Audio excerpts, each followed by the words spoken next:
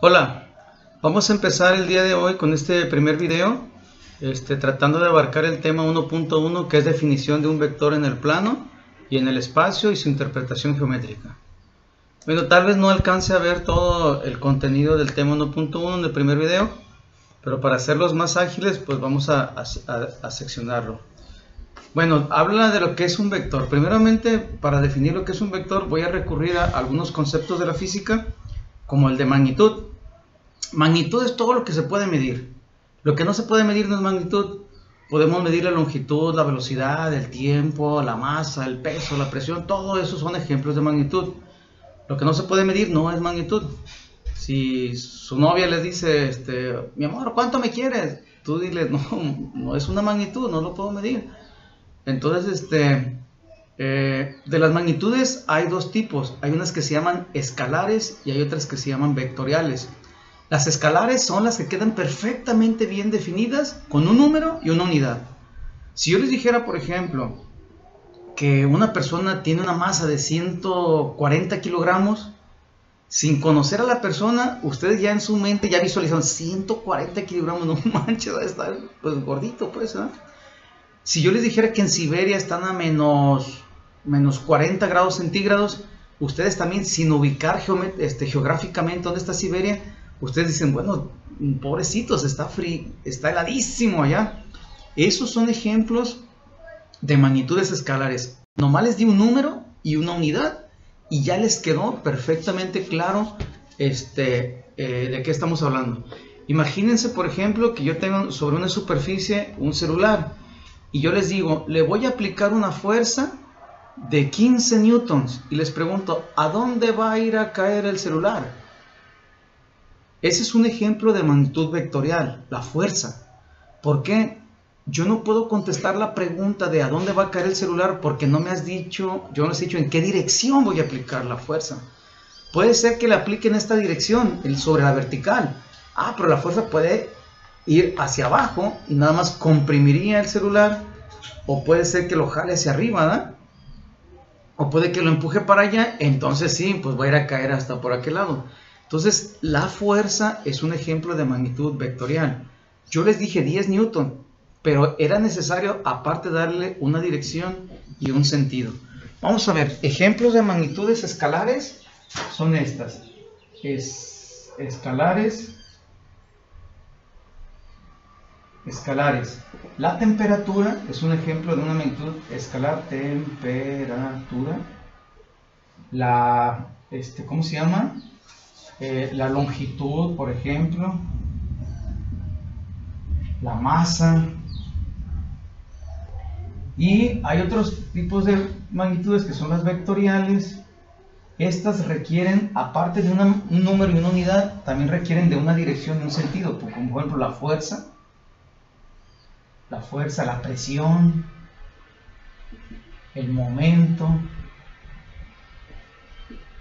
Y aquí en la parte de abajo voy a dejar espacio para otros dos ejemplos de magnitud escalar vectorial.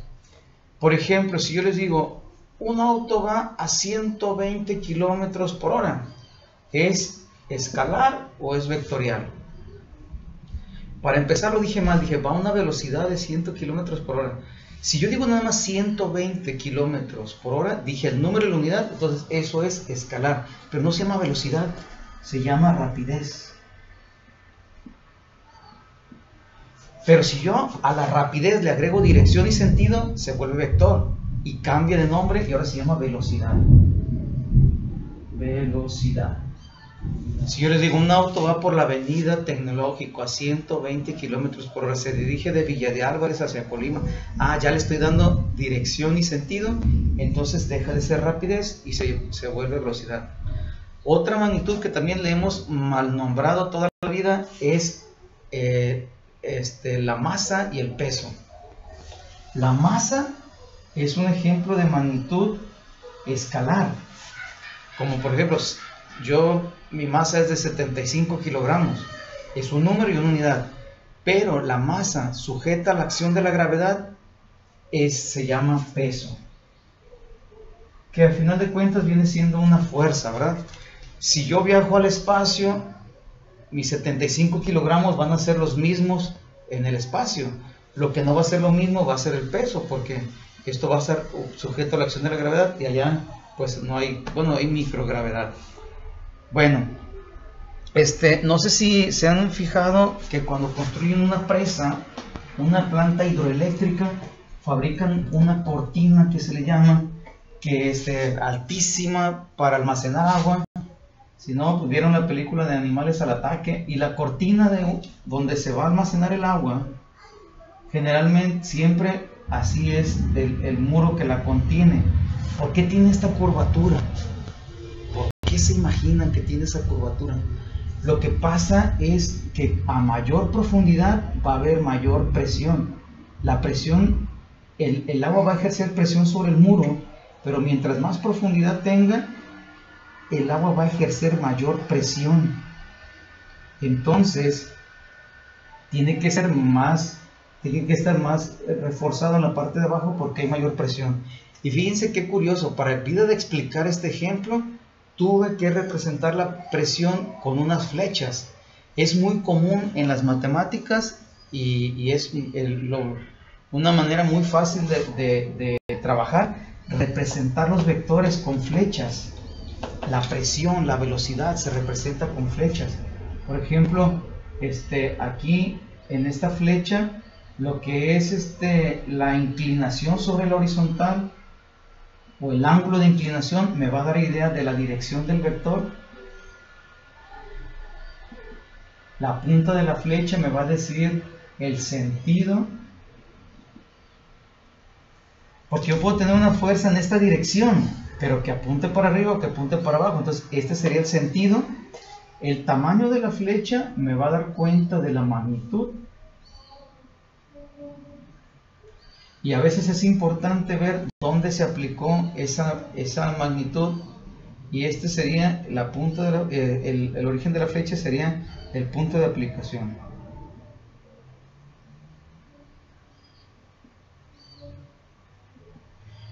Fíjense que manejarlo de esta manera como flechas tiene muchísima utilidad.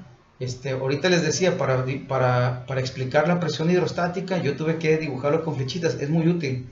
Les quiero poner un ejemplo. Hace muchos años, antes de avanzar, ahorita como en esta manera de trabajo en línea va a ser a través de videos, yo les sugiero que hagan pausas, tomen notas, y dices, un vector, como por ejemplo hay que escribir qué es una magnitud, lo que se puede medir. Se divide en dos partes, escalar y vectorial, dos tipos, perdón. ¿Qué es la escalar?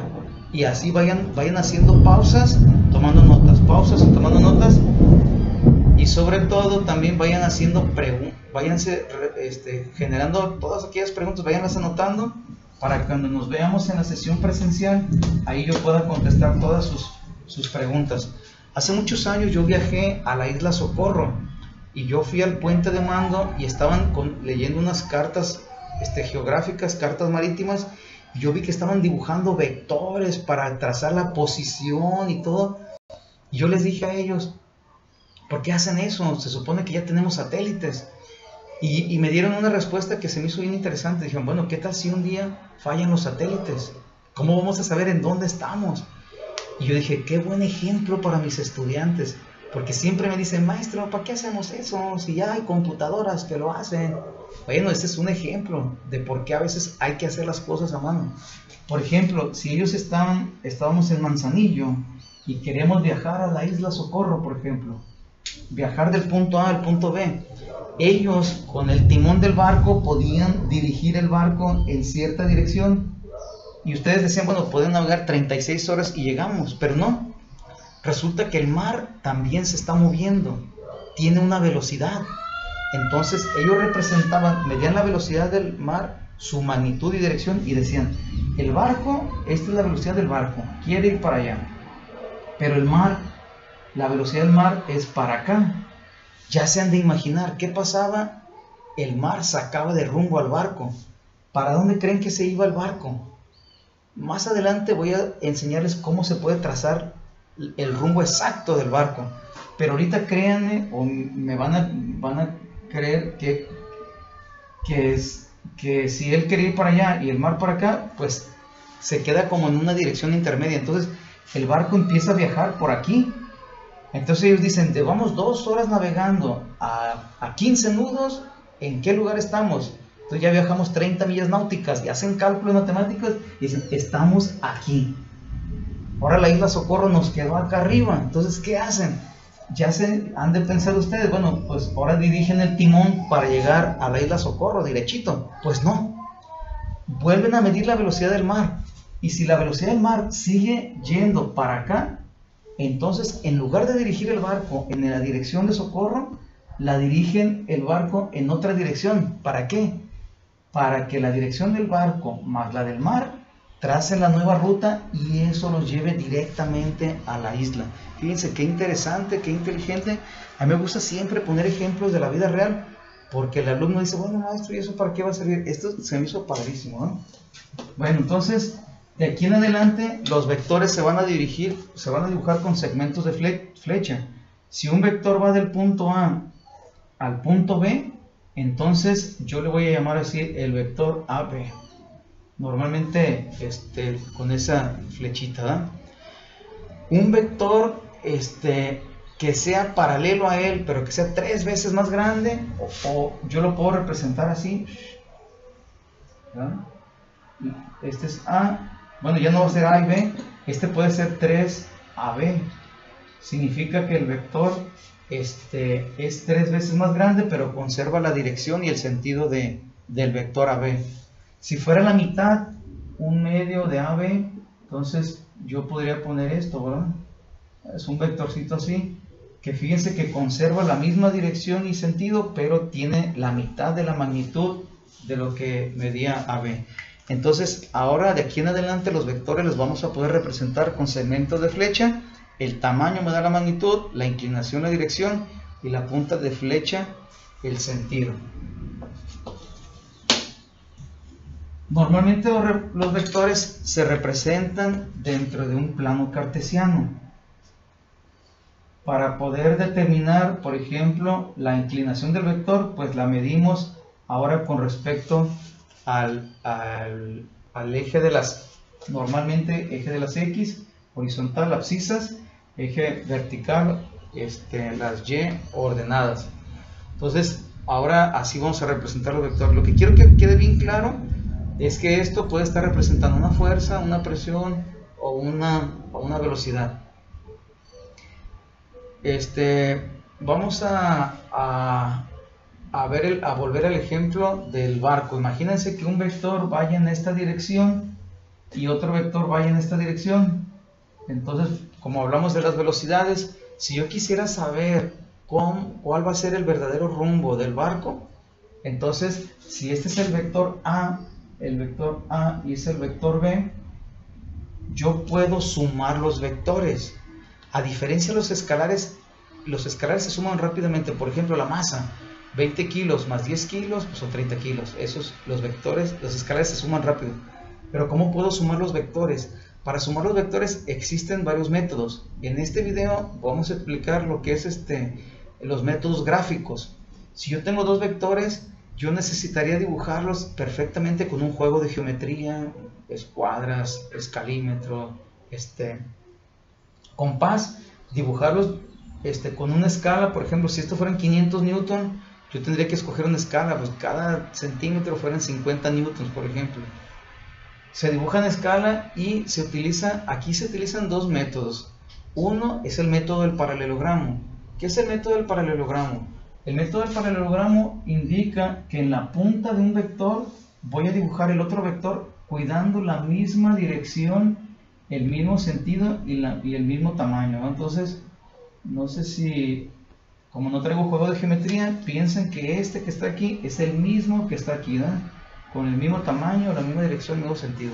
Y en la punta del segundo vector voy a dibujar el primer vector con la misma inclinación, dirección, sentido. Entonces, una manera de saber que lo dibujé bien es que los 2 vectores que se dibujaron van a tocar uno con otro, ¿no? Si no llegan al mismo lugar, significa que a lo mejor lo dibujé más inclinado o muy abierto, ¿eh? Entonces, cuando se suman 2 vectores, se obtiene por el método del paralelogramo un nuevo vector que va desde el origen hasta la punta donde se cruzan los otros dos vectores. A este nuevo vector que está aquí se le conoce con el nombre de resultante. Y la resultante pues viene de sumar dos vectores. ¿Sí? Ese es como se suman los vectores por el método del paralelogramo. Vamos a dejarle aquí, y en el siguiente video vamos a ver las otras maneras de sumar vectores, pero para ello requiero explicarles qué son las componentes de un vector. Entonces se alargaría mucho el video y a lo mejor quedaría un poco tedioso. Entonces cortamos aquí y en el siguiente video vemos los otros métodos para sumar vectores. Gracias.